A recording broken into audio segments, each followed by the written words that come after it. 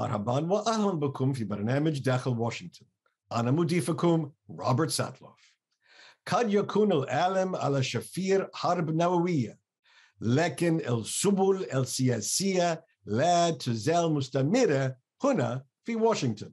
من جهة بعض أعضاء مجلس الشيوخ الجمهوريين يبذلون جهودهم لإخراج إحدى المرشحات للمحكمة العليا، يقتبسون من كتب الأطفال بالسؤال عن ارتيادها الكنيسة ويتهمونها بالتساهل بشأن أفلام الأطفال الإباحية. من خلال ذلك إنهم يخرجون أنفسهم فحسب. من جهة أخرى سيكشف الديمقراطيون عن ضريبة جديدة على كبار الأثرياء، بينما يدركون أنهم لم يتركوا شيئا من المال استعدادا للموجة التالية من جائحة كوفيد.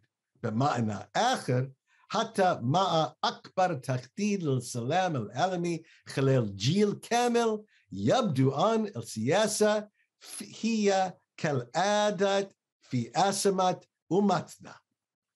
للنقاش حول السياسة الأميركية خلال الحرب في أوكرانيا يسرني أن أستقبل ديفيد هوكينز وسارة فيروس. Welcome back to داخل Washington.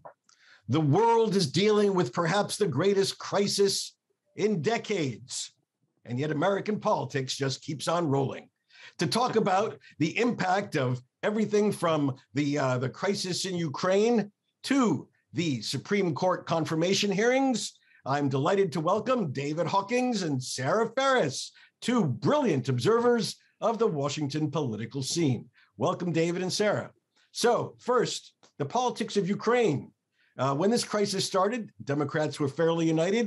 Republicans were a bit split, with former President Trump actually praising the genius of Vladimir Putin. Where are we today, both within the parties and in terms of the depth of the unity of the American political system? David? Great question. It has evolved in the last several weeks. I think as each day, the TV images in Ukraine make matters look worse and worse, if that were possible. The amount of the open fissure within the Republican Party, particularly, which Trump exacerbated, but honestly, in the Republican Party, this goes back to the Cold War, isolation versus intervention. I would say that the interesting storyline on the Republican side is that Donald Trump has been isolated on this topic from other Republicans, as he hasn't been on anything else since he became the president. The vast majority of Republicans are now taking a different tone than Donald Trump. Trump has been sort of in and out. Sometimes he sounds like he's supportive of Zelensky. Sometimes he still sounds like he's respectful of Putin and thinks Putin, has done a pretty good job. And in that way, he's been isolated. I think to the point that this makes his running for president in 2024 more problematic than maybe even anything that's happening with his own legal problems. But maybe that's a different question.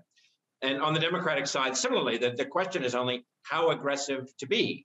The dividing lines, and Sarah knows more about this because she's on the Hill every day, I think are more about just how aggressive to be and how much to tempt a NATO problem or a challenge back from Putin that involves big weapons. So, Sarah, just on that point, poll numbers suggest Americans actually want the administration to do more. But when you scratch the surface about what that means, there's a pretty strong reluctance for direct American involvement. How are the politics of these two issues playing out? Well, I think this issue gets at exactly why there has been so much unity, as David was just laying out. There is, of course, Republicans still want to find the differences between themselves and Biden's foreign policy. They want to expose the weaknesses. They want to be opposed to him. They want to show where he's not doing enough. But at the same time, these Republicans are not willing to say, U.S. troops should be going into Ukraine. They're not willing to say that there should be a no-fly zone. They're not willing to take these steps, that would be the natural next progression of the Biden administration's foreign policy here. And on those, the Democrats and Republicans are united. Democrats also don't want to see ground troops. They don't want to see a no-fly zone. And with, the hands of Congress are essentially tied right now. They were able to deliver $15 or so billion in aid to Ukraine. That was a pretty unanimous decision. That deal came together rather quickly, which is unexpected here on the Hill. But beyond that, yes, there are some squabbles over exactly how to resolve the trade status of Russia and the U.S. But this is pretty much small ball in terms of the policies being set by the president. Congress doesn't have that much of a role here, and the focus has been back on Biden himself, who's had a couple of inartful comments about Vladimir Putin, about him remaining in power, that led some to question what exactly his endgame was. Even I think just the other day, he said that the U.S. was training Ukrainian forces in Poland, which seemed to be a new development. And so really the focus has been all on Biden and kind of how he's been able to control the situation and what could happen from here. But I think generally it's fair to say President Biden has gotten reasonably high marks for his international leadership, keeping the allies together and forging some consensus in support of Ukraine. Has that translated, Sarah, into any political bump for the president?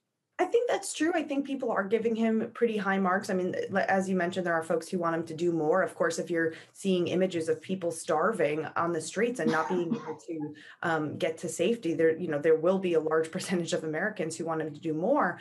But folks say he's acting quickly and swiftly. And, you could ask a Republican here in the Capitol, and most of them will say, yes, we think he's doing the right thing. We think he should do more. But it's in the right direction. There's a very limited number, the most conservative Republicans among them that would, maybe take out a different stance, in part to, just to separate themselves and align more with Trump. But yes, I think Republicans do generally think he's doing, a decent job. And they all say, it'll just depend on how this ends and Biden's role in that.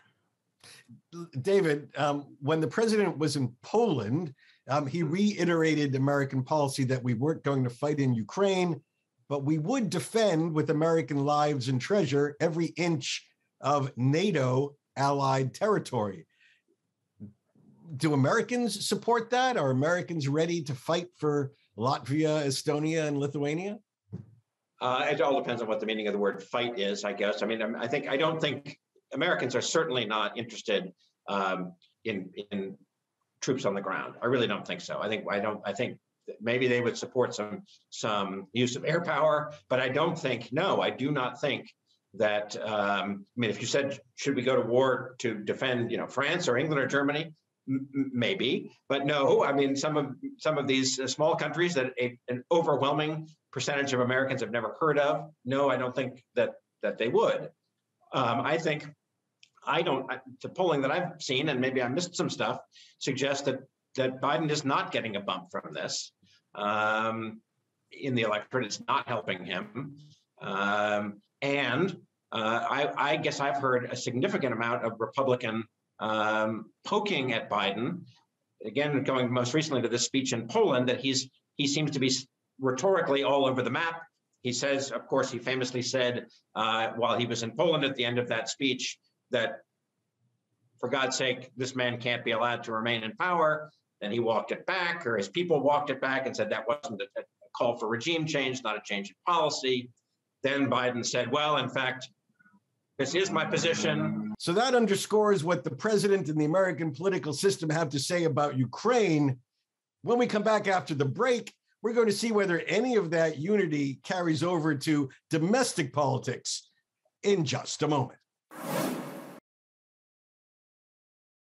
It may be remembered as Joe Biden's finest hour, his sterling speech in Warsaw to rally the citizens of the world to the defense of Ukraine and, more broadly, the defense of freedom and democracy against Russian aggression, autocracy, and tyranny. It wasn't the first time, of course, American presidents have rung the bell of freedom and democracy in Europe. Two previous historic moments come to mind. The first was June 1963, just 5 months before his assassination, when President John F. Kennedy stood at the Berlin Wall, that monstrous edifice that symbolized everything dark and foreboding about Soviet communism, and what Churchill called the Iron Curtain. And there he declared, "Ich bin ein Berliner," I am a Berliner. Then, 24 years later, came the second great moment, also in that capital of Germany, where President Ronald Reagan stood at the Brandenburg Gate and declared, "Mr. Gorbachev, tear down this wall." 2 years later, the wall was gone and the Cold War was over. From Kennedy to Reagan to Biden, one can only hope the current conflict doesn't last nearly as long as that one, but ends as well as the Cold War ended peacefully a long time ago.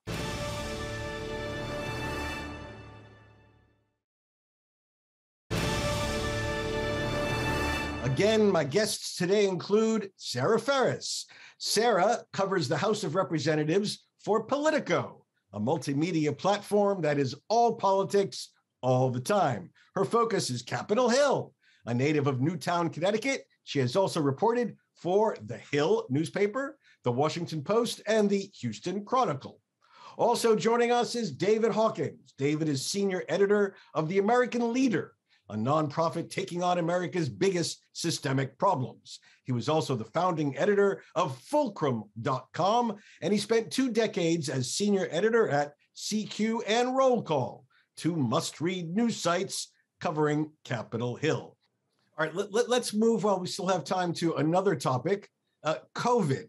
In many parts of the country, life is going back to normal, but experts warn another variant may be on the way. Is the United States prepared? Is the government set up to address this appropriately? What's the politics of COVID, or has the politics disappeared of COVID? David? No, I don't. Well, there's a lot of questions there, but I think that not to be glib about it, the government is prepared mechanically to handle an outbreak. I mean, I think we've proved in the last 3 years that the government's sort of mechanical or health and public policy response to the pandemic has been relatively strong. But the American people, and more importantly, the American people's elected leaders are not prepared for this and are not willing to face the fact that this could come back. There seems to be minimal political will to, at this point, to fund COVID. As Sarah can explain this in more detail than I understand, there was a total unwillingness by Congress to give the Biden administration what it wanted to get ready for to do additional public health response to COVID. And more importantly, the political will to encourage people to get additional vaccinations or to put their masks back on or to not eat meals indoors at restaurants or to not go to movie theaters. I think there is almost no chance that absent something as virulent as where we were in March of 2020, that the politics are there to make people go back to behaving the way they did. So, Sarah, just about the money, how is it possible that Congress wouldn't fund adequately preparation for the potential of another COVID spike? Yeah, I mean, this has been a $15 billion potential mistake for Democrats, who, of course, control Congress and are the ones that were unable to deliver this money. And what's really interesting about this is the broader COVID political fights. Should masks be worn in schools? Should they be worn on planes? That actually has nothing to do with why this money wasn't delivered. The essential problem is that Democrats in many states have leftover piles of money. The government spent an unprecedented amount of money on its COVID response. Many of those states still have reserves of that funding that were not yet spent. And part of the way that Democrats and Republicans agreed to give the White House more COVID money was to take back some of that money that's been sitting around unused in these state banks. So there were many Democrats who said they were unwilling to have their state's money be taken and used for other states' responses or for research or for more vaccines or whatever. So this is really, this is a classic American politics debacle, which is, a smaller number of lawmakers actually hold the power to block an entire package because it's something that would affect their home states in a way that would be really negative to their governors, their mayors. They were hearing a lot from their local politicians. And so in the end, it means that $15 billion of COVID aid has been stalled. And the White House has been very, very vocal, saying they're not going to have enough money to protect against future variants, specifically on the research side, specifically on preparing for more vaccines. And this is the kind of issue that it seems like it's far away. Right now, we're not wearing masks in the Capitol for the most part. People are able to go about their lives mostly without really thinking about COVID as much as they did before. And when it's out of sight, it's out of mind. And Democrats are trying to get this money delivered, but they also don't want to talk about COVID forever. They want to talk about the economy. They want to talk about the things they've been doing. And COVID is an unpopular issue that they're suddenly forced to be dealing with for the next couple of weeks because of the problems with this package. Well, talk about unpopular issues. We're only a few months away from the November elections, and we've already had the first votes in primaries for those elections. So how does the Democratic Party go to voters in the fall and explain no major environmental legislation, no major child care legislation, no major health care legislation? This is what they were elected to do. What's their argument, Sarah? Well, what Democrats are starting to say is, well, look who would be in charge if it wasn't us. And they realized they oversold what they were going to be able to do. They talked about coming in with this huge agenda, trillions of dollars worth of, as you said, climate, family, education priorities. In a 50-50 Senate, that was a huge promise. And Democrats know that they made that sound too easy. So instead, what you're going to start to see is a pivot from Democrats talking about what they will get done to what Republicans won't get done. And I think we'll also see, rehashing of the debate over the stolen election. And Democrats are going to point out these Republicans would be in charge. They didn't even think Biden was fairly elected. So these are the kinds of issues that Democrats think, it's kind of a last resort. They don't think this is, the best message for them to win, but it might be the last resort. The only thing that they really have is at least it's not the other guy. At least it's not the other guy. David, is that really the platform? I think I would have said exactly the same thing if you'd asked me first. I think that's totally right. It's a very weak hand. What pollsters and political consultants say time and time and time again is if you want to win elections, you got to tell people what you're for and what you'll do, not only run down the other guy. That is a very weak hand. Now, of course, and it rarely works.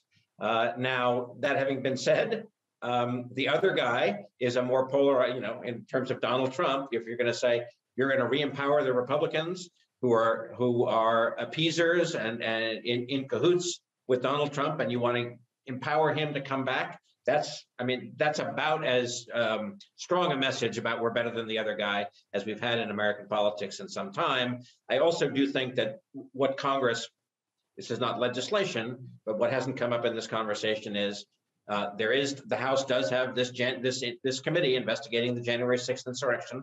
That committee's report, all indications are there's going to be, it's going to be very strong and powerful and make a lot of people in the Republican establishment nervous. So who knows? Maybe this will work for the Democrats. But just on this, Sarah, is there talk that this report will actually lead to further judicial action against former President Trump or his close advisors? Or is this going to be the end of the story? Well, that's the only option. If the Department of Justice doesn't decide to take action on its own and take matters into its own hands, then Democrats are pretty much out of options when it comes to, congressional action. I mean, it has to be the Biden administration that decides to do this. The House has already impeached President Trump twice. He's no longer in office, and a lot of Democrats feel that they really do need to have some sort of criminal referral, something to happen. Time is running out. All right, Sarah Ferris, David Hawkins, thank you so much for helping to explain American politics in all its glory to our viewers abroad. Presidents are human. We may ask them to be superhuman, but they're just like us. As the lyric says, they put their pants on one leg at a time, like everyone else. They have human failings, suffer from the same human emotions, and commit the same human mistakes. And that includes sometimes saying things they shouldn't. Joe Biden just committed one such mistake, saying at the end of a stirring address in Poland, "For God's sake, this man," referring to Vladimir Putin, "this man cannot stay in power." He has since said his words weren't a mistake. The mistake, he suggests, was that they were universally interpreted as a call for regime change in Russia rather than a plea of moral outrage at the butchering Putin has authorized in his brutal aggression against the people of Ukraine. I think we should give Biden the benefit of the doubt. I like my presidents to project moral outrage. And if he was a little impolitic in expressing it, I would rather have that than a leader so distant from the suffering of innocents that he isn't moved to cry out. Biden is not the first president to say something discordant, either about Russia, nuclear weapons, or both. Take Harry Truman, the only leader in human history who authorized the use of nuclear weapons in wartime. 5 years later, in the middle of the Korean War, Truman was asked about the potential use of nuclear weapons against the Chinese, who threatened to overwhelm South Korea. Quote, "There's always been active consideration of its use," he said at a news conference. "I don't want to see it used. It's a terrible weapon and shouldn't be used on innocent men, women, and children who have nothing to do with the military aggression." End quote. A reporter heard this, then tried to pin Truman down. Were civilian or military targets considered? Truman's answer seemed to be that U.S. commanders in the field had a green light to use nukes. Quote, "I'm not a military authority that passes on those things," Truman said. "The military commander in the field will have charge of the use of weapons as he always has." Well, you can imagine what happened. A furor ensued. Headlines the next day were, quote, "President Truman said today the United States has under active consideration use of the atomic bomb in connection with the war in Korea." He had to walk that back pretty fast. And then there was Gerald Ford. In a 1976 presidential election debate against Jimmy Carter, Ford tried to praise the indomitable spirit of the Polish people, but it came out all garbled. What he actually said was, "There is no Soviet domination of Eastern Europe, and there never will be under a Ford administration." Well, those words were widely interpreted as Ford somehow miraculously freeing Poland and other East Bloc countries from the merciless grip of the Soviet Union. Or even worse, that Ford was naive to the reality of communist control. In reality, Ford was neither. He understood the Cold War, but his words just came out wrong. It happens in these instances to three of the most decent people ever to serve in the White House: Truman, Ford, and Biden. Three people Americans genuinely liked, whether or not they agreed with their policies. So let's cut them some slack. Perfection is for angels, not for presidents. وصلنا إلى ختام هذه الحلقة من داخل واشنطن. إن كانت لديكم أي أسئلة أو تعليقات حول البرنامج وبالأخص بشأن التأثير السياسي المحلي للحرب في أوكرانيا، تواصلوا معي عبر تويتر على هاشتاغ Inside Washington أو تراسلوني مباشرة على الرابط @RobSatloff. أراكم في الأسبوع القادم. حتى ذلك الحين شكرا لكم وإلى اللقاء.